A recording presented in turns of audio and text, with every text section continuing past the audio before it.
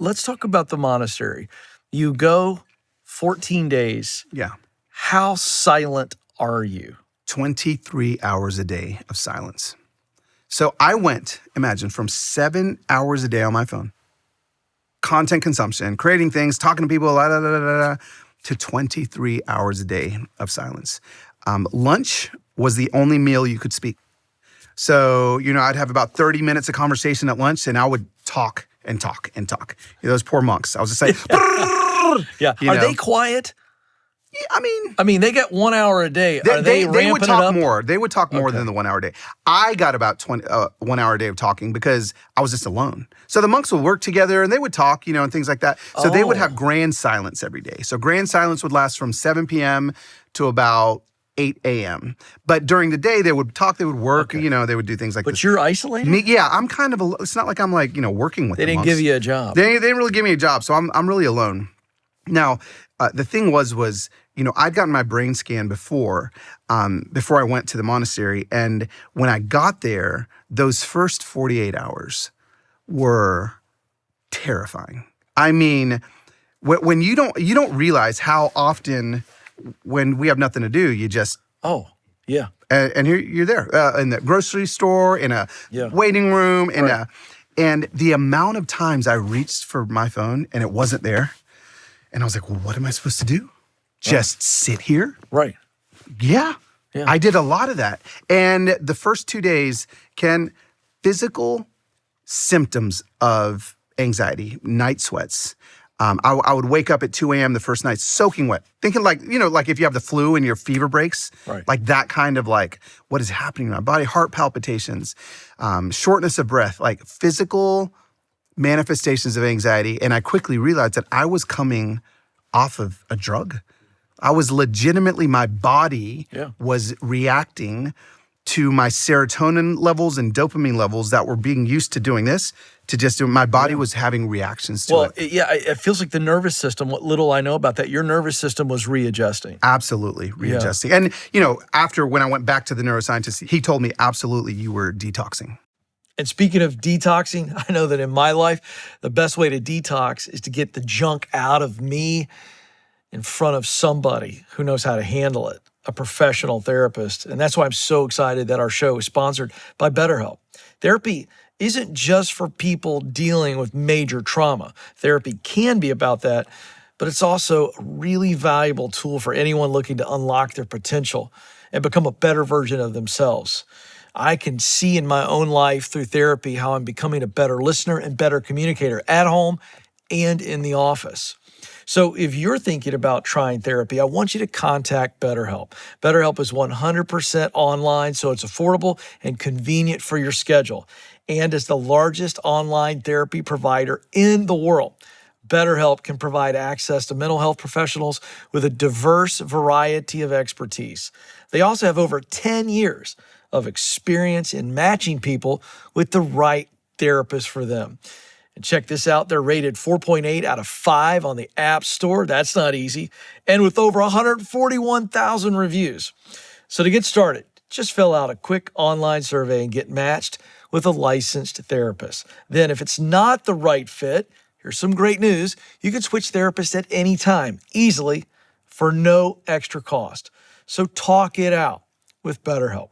Visit BetterHelp.com/Ken to get 10% off your first month. That's BetterHelp.com/Ken. What I love about what you write about in this book and through this experiment is you're really helping us, not just with detoxing. We're going to get into detox and what that was like, but there's also something powerful about silence. Yeah. And there's a difference between loneliness and solitude. Absolutely, yeah. And I feel like I want to know, what did you learn in those 14 days after the shaking and your nervous system resets? What did you learn about the power of solitude and or silence? Yeah, I learned very quickly that first of all, we don't know what to do with it. We are the first generation walking planet Earth that doesn't have regular access to solitude. So up until the car radio was placed into a car, people had to travel from point A to point B if they were alone in silence, in solitude. The second a car radio got put in, that went away. And that wasn't too long ago. And so we're actually having to like adapt to this loss of solitude. I think it's actually so vital and important that people have daily moments of solitude. I'm not saying you have to have 23 hours a day like I did, right? I went to the monastery, so you don't have to. Right. But this is what I learned, is that there was such power in me having all of this time to let my mind go places that maybe it would never have gone with the screen. You know how many ideas I think are lost because we Google? How many ideas I think are lost because we're actually even in conversation brainstorming with people. I think brainstorming is great. I think Google's great. I think AI is great. But I think we've lost so many great ideas because we don't spend time in solitude. And so the amount of ideas I got those 14 days for my future and my plans and dreams and visions exploded because I had all of this time in solitude. And it was very healing. And I just feel like it's something that a lot of leaders especially are missing in their life. They're going 100 miles an hour. They've got a constant stream of information coming in that they literally don't have the capacity to maybe hear what they're supposed to hear. I think that's absolutely right. That may be one of the most powerful things that I've heard in a while is that right there. You don't even have the capacity to truly process. And that's what I'm wondering. Did the healing come because you had so much silence and solitude that it gave your brain time to do what it's supposed to do and then seep down? And this is not scientific, but I'm just wondering, I'm trying to get there to go, what is that like? To be so silent and in solitude, did it allow your brain to flush everything out and also flush it down? And then did you find yourself processing things you didn't expect to process? Oh, yeah. Oh, my gosh. Yeah. Let me explain it this way. This is the only way I can really put it into words for people to understand what it felt like for my brain to finally have silence.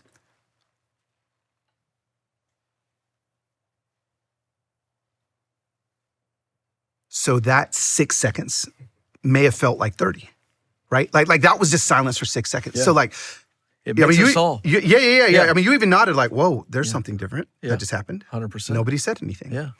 And when you have that all day long, the way that I describe it is when I moved to Nashville, Tennessee, I moved here in 2010, and I'd never had asthma my entire life. Like I moved here, my wife started telling me, hey babe, like a month into living here, you're wheezing every night. Now, I'm a 30-something-year-old man at the time. I was like, what do you mean I'm wheezing? She's like, you sound like Darth Vader when you're sleeping.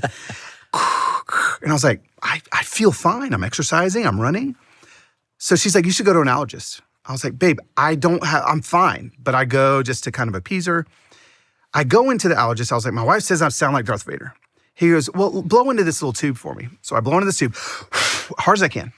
He goes, oh, wow, you're only using about 60% of your lung capacity.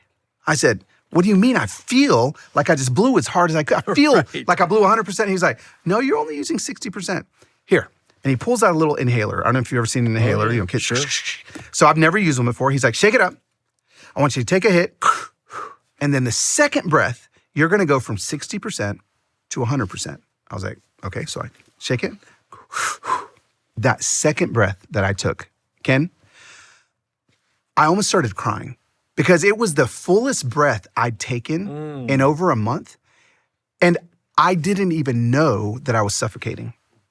And I feel like so many leaders out there don't even know that they're not breathing, don't even know that they're not thinking, don't even know that they're not leading with the capacity that they have available to them because they're not taking this inhaler of solitude and silence. And so that's the only clear way I can describe what it felt like, not in my lungs, but in my mind. It was like, suddenly I just could see more clearly. I was like, so sharp in conversations I was having with the monks, conversations I was having with the other guests, ideas that were forming, things even in my faith or whatever it may be, questions that I didn't have answers on podcasts and answers on my phone all the time. I had to actually just wonder about things. I couldn't find out the answer. And so I'm telling you what, that solitude piece is so vital to your listeners and people that are watching right now.